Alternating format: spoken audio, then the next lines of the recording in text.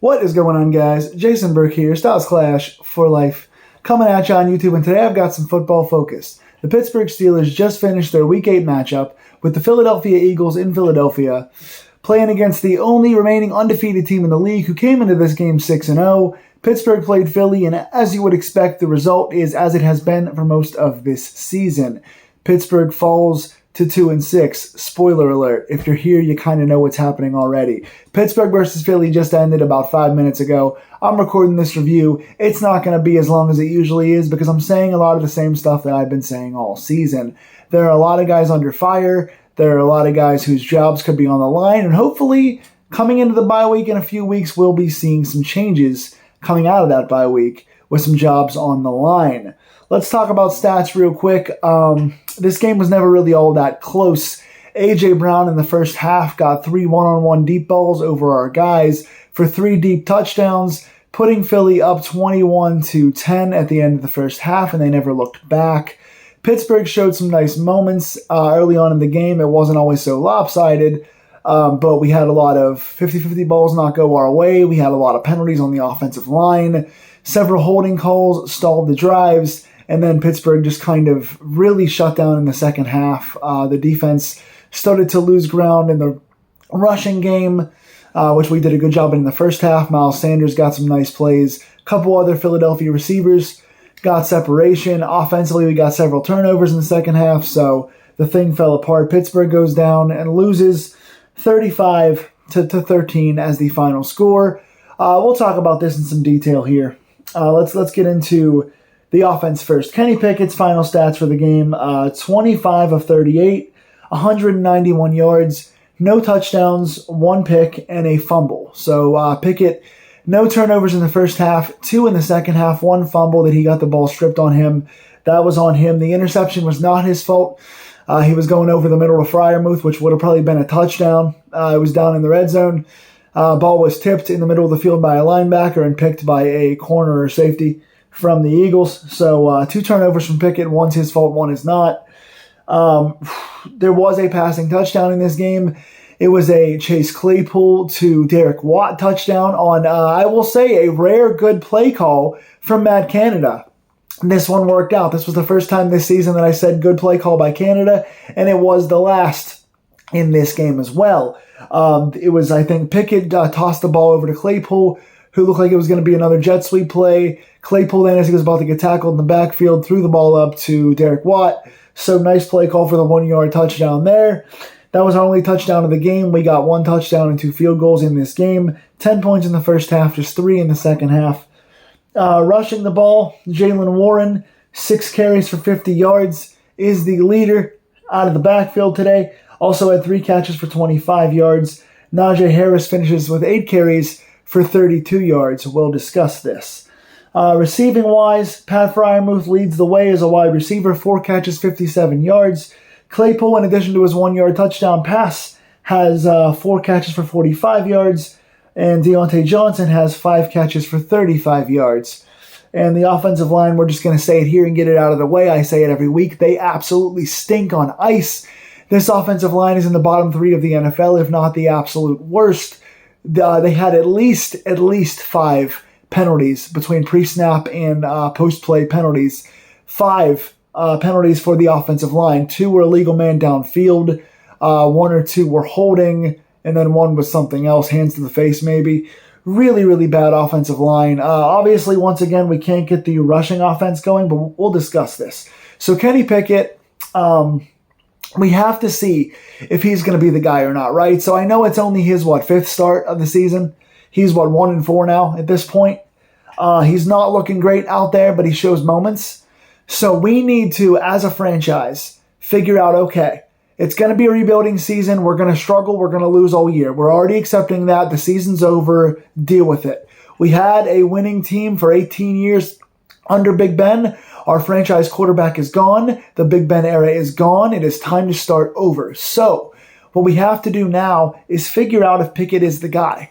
In the landscape of the new NFL, teams give up on their rookies a lot faster than they used to. You see a lot of quarterbacks drafted, and 2 years later, first-round picks are being traded away to other teams for 4th and 5th round picks. Now we're seeing rookie quarterbacks become a lot better, a lot faster than they usually do. Jalen Hurts, I think, is in his third year, I believe. Tua also, I think, in his third year. We've seen a lot of quarterbacks come out in their rookie seasons and become leaders. Joe Burrow just had his first full year last year. He was coming off of his second season, injured his entire first season. So really in his first year, leads the Bengals to the Super Bowl and a few plays away from being world champions in his first full season. So you see a lot of guys coming in year one and year two being instantly playoff quarterbacks.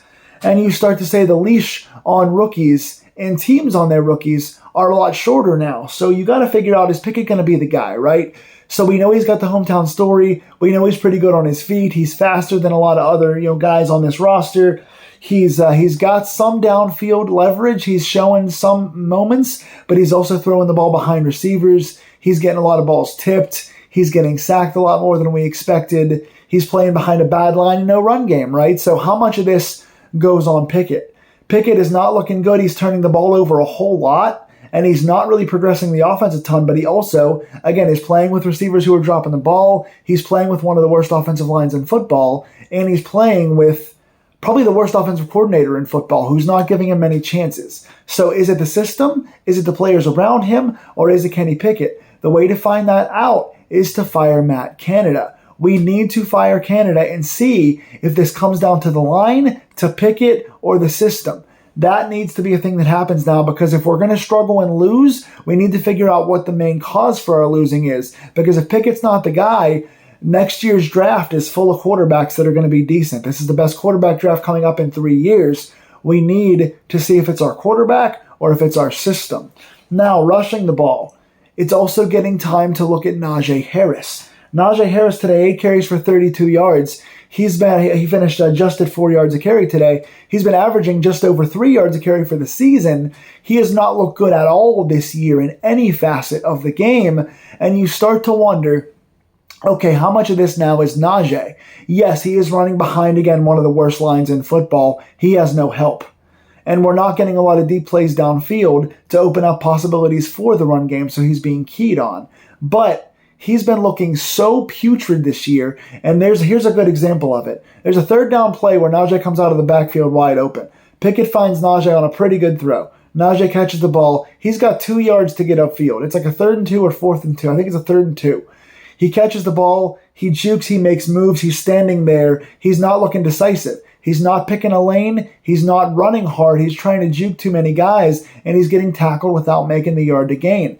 After the game was already decided and Philadelphia was already up by 4 touchdowns, then Najee starts running hard, starts running guys over. He had an 18-yard carry late in the game that looked great. It was a nice little delayed draw. He went up the middle. He found a hole. He ran through some guys. He ran over a guy at the end of his run. He juked a guy on a cutback. He looked really, really good. Those are the runs we saw at Alabama, and those are the runs we saw in part last year. We need to see that decisive Najee Harris. He's not finding any lanes, and he's not being decisive on his runs. Now, finding lanes comes down a lot to the offensive line. I'm going to give them the blame for that. But being decisive and just running forward sometimes can save you from getting a -1 or a -2 yard run into getting a +3 yard run. Those little 4 and 5 yard differences come down to the runner running hard, running through tackles, and falling forward. And Najee has been very, very good at that in his career in college and in his first year. He's not been good at that this year. So I'm going to give most of the blame to the offensive line here, but also Najee Harris has to be decisive, has to run hard, has to finish. Because again, those differences in losing a yard or getting back to the line of scrimmage to gaining 3 yards and making 2nd and 3rd downs a little bit easier, that's on Najee. And we have to start looking at Najee Harris because, again, when you get Jaylen Warren out there, we're seeing a spark. The run game still isn't great by any means, but Jaylen Warren looks a hell of a lot better than Najee Harris right now. Every time he gets in there, again, 6 for 50 plus 3 for 25 receiving. Jaylen Warren has been the spark that Najee has not been. So part of this goes on Pickett, part of this goes on Najee. Those two players, for as young and as talented as they can be and as high as their ceiling is, we are not seeing them play to their best levels yet. And they should be held accountable even though it's not all around them. It's the system, it's the line, it's the other stuff. But those two guys still need held accountable because Jaylen Warren right now is one of the stars of this offense, and he really shouldn't be. It should be Najee Harris's team. The play calling has been bad. Obviously, Najee's getting too many carries when he's getting 0 and 1 yard. That's on Canada. The offensive line penalties has to get cleaned up. We had more penalties than freaking first downs. And for most of the first half, like 7. I think it was 7 penalties, 6 first downs in the whole first half. The penalties have to stop. Dotson had 2. Dan Moore had 1. Chooks had 2. Mason Cole was getting pushed in the backfield. Pickett got sacked really hard twice on very quick plays when guys were getting off the edge. Javon Hargrave, we know how good Hargrave is. He played here for us. Hargrave was bullying Mason Cole. He didn't look good. Daniels got bullied on one play. And of course, like I said, the other 3, again, Daniels and Mason Cole, they're not great by any means. They're not playing to their level at all this year, but at least they're holding up for the most part. I think that Dan Moore, Chooks, and especially Kevin Dotson, who I loved last year, have looked putrid this year. We need, at the very least, 3 cuts and 3 new starters next year. Pick your 3. They all 5 of them freaking stink. But those 3 especially, Dan Moore has looked garbage. Chooks, as I expected, has looked garbage. And Dotson, who I didn't expect, has looked garbage. Those 3 guys need called on the carpet. Much like some of the other guys on this offense and the play calling, those 3 guys need called on the carpet and spanked for what they're doing this season. Defensively, not much to say. Not much to... let's go to the receivers real quick, because Claypool had a great run. He had a 20-yard play out here where he caught the ball in the middle of the field in tight coverage, broke a tackle, ran through some guys. Claypool was showing us moments of genius this year. His stat line just says 4 for 45, but he needs more chances. George Pickens goes down in the stat line today with 0 for 0. That's inexcusable. Now, we did throw the ball down the sideline to him 3 times, and he got 3 catches. One was a catch that was called back for an offensive pass interference, which it's either here nor there. He did push off. He was caught. You can call it or you cannot call it. I'm not against the call. It wasn't a bad call, but it's one of those you can go either way. You can call it or not. But he caught the ball that was called back on OPI. There was another one that he caught the ball and his second foot that was coming down in bounds landed on the other guy's foot, so he went out of bounds. And the third time, it was caught, and then the ball was knocked out after he already hit the ground, and the Steelers didn't challenge it. So his stat line goes down to 0 for 0, but in reality, he's 3 for 3 on sideline shots. Take more shots downfield. Claypool is a very good physical sideline receiver. Pickens is showing to be one of the best young sideline one-on-one guys in the league. He's very much like an A.J. Brown who victimized us today. Give those guys their shots. We need to, again, if we're going to struggle this year and we're going to start over next year and clean this cupboard a little bit, and we're going to call the coaches on the carpet like they should be, and the offensive line, we got to see what we have in the wide receivers. Can Claypool become a starting star receiver? Can he be a legitimate 1 or 2, or is he just going to be good for the combat catches? He has moments of brilliance, but he has to put it together more consistently. Deontay Johnson has moments of brilliance, but we got to start giving this guy more shots and seeing if he's going to catch the ball more consistently. Pickens, again, 0 for 0, but actually 3 for 3. Throw the ball up. If the offense is going to struggle and there's not going to be a run game and you don't have time to step back in the pocket and throw the ball, then just do what Ben did last year. Step back, take a 4-step drop, and chuck it up down the sidelines and give Claypool and especially George Pickens and even Freiermuth a chance to go get it. We have big physical, strong athletes on this team. Throw the ball up. What's it going to hurt? The offensive line ain't giving you time anyway, and the running game's not getting going. So instead of just getting sacked or getting a 2-yard run for no reason, toss it down the sidelines and give our guys a chance. There's a good chance they're going to catch it or it's going to draw pass interference. That's our best offensive play. Use the deep shots as the extension of the run game because we can't run. The quarterback has no time, so just toss it up. Same with Freiermuth. He gets open down the middle of the field. And it's just that the ball's been behind him. The ball gets tipped a lot. Give this guy a chance to go get it. He had 4 for 57 this game. He's been our best receiver for the last 2 weeks in a row now. He had a 100-yard game last week. Give this guy a chance in the middle of the field to be the safety valve and the blanket that young quarterbacks need. Let's go to defense real quick because there ain't much to say. We did get 3 sacks, and a lot of that was Jalen Hurts holding the ball and trying to run in the middle, down the middle. We did steal the middle off a little bit today, 3 sacks. Cam Hayward, Malik Reed, who played well. Malik Reed had 3 nice plays in this game. One was an outside tackle, one was a nice running back tackle, one was a sack. So Reed, Hayward, and Carlos Davis get the sacks today. Couple of pressures on the outside, but nothing really, not enough pressure. Hurts had a very nice, efficient day. Again, A.J. Brown was victimizing our corners. So the note here I have is Witherspoon and Sutton minus with a side of plus, because they were in good spots all day. Witherspoon and especially Sutton. Sutton had 2 nice pass deflections early, and Witherspoon was in a good place today. That first one down the field that Brown caught, Terrell Edmonds had nice trailing position. He was behind by 1 step, but he was on him tight, and Minkah Fitzpatrick came in over the top. So Brown had 2 guys in good position on him. Could have got the pick very easily. They just didn't get it. Minkah was out of his spot, and Brown went up and got it. The second time, Witherspoon was on him very tightly, and he went up and got it. Another play down the sideline to Devontae Smith, where Witherspoon was in position.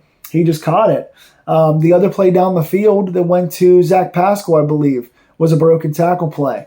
So A.J. Brown, again, he's one of the best combat catch guys in the entire league. He's big, he's strong, he's a beast. He's elite. He's one of the best in the NFL. And our guys were in good positions. Witherspoon was on his tail 2 or 3 times today, but you got to find a way to guard him. You know, he got, I think he had 6 catches for over 150 yards and 3 deep touchdowns. Almost had a 4th, was tackled at the 10-yard line. We had a hard time guarding today. So again, Witherspoon was in good places. Edmonds was in good places. Minkah was in good places, but they just couldn't defend the Eagles' superior receivers. So part of that's on the Eagles' talent. Part of that's on our guys.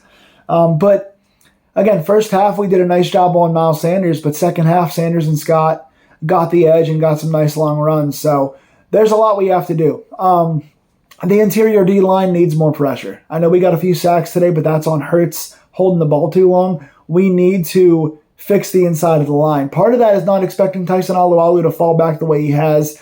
Tyson Alualu was an all-star coming into this year, but he's aging, and he's been hurt for 2 of the last 3 entire seasons, so his body's just too worn now. But we expected him to be a star this year, and he lost his job to first Montravis Adams and then DeMarvin Leal. And Leal's been hurt for the last couple games now. So you lose your all-star in the middle, and then you also lose, Tua to come into the season, and then you lose Leal, the backup, the young rookie who's shown promise, to injury. So a lot of injuries right now, but Montravis Adams hasn't done much. Malik Reed had a decent game today, but Highsmith without Watt is not the same.